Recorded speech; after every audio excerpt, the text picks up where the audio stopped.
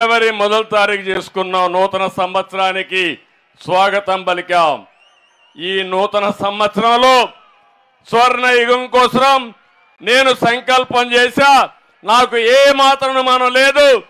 రాబోయే భవిష్యత్తు ప్రపంచం మొత్తం తెలుగు జాతిదే.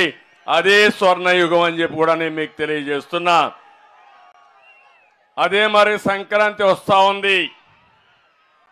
తొందరలోనే ఇంక 4 రోజుల్లో మీ అందరికీ సంక్రాంతి శుభాకాంక్షలు కూడా తెలియజేస్తున్నా.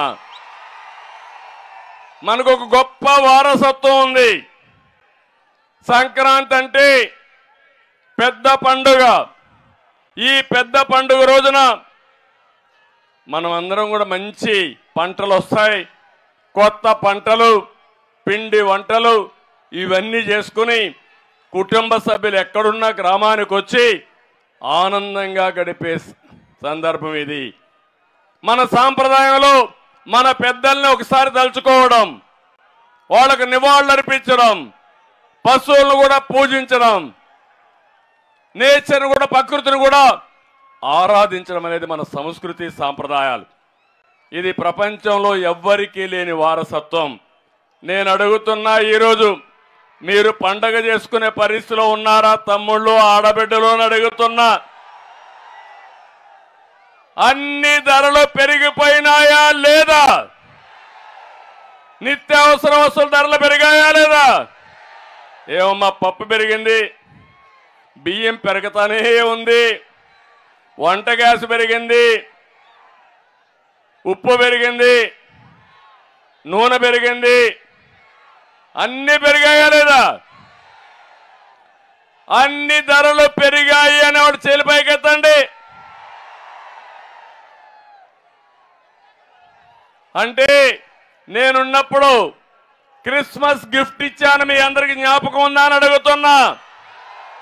సంక్రాంతి కానుక ఇచ్చారు, జ్ఞాపకం ఉందా అని అడుగుతున్నా.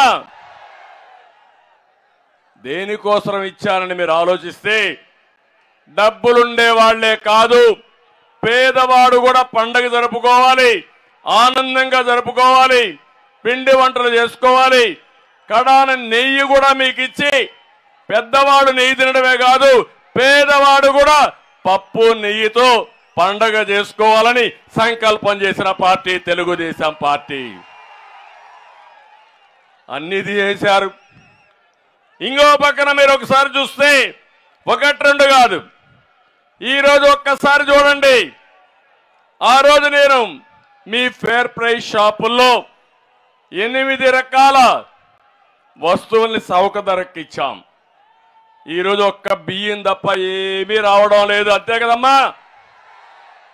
ఇంకో పక్క మీరు చూస్తే, పేదవాడు ఎక్కడన్నా భోంచేయాలంటే అన్నా క్యాంటీన్ తీసుకొచ్చాను.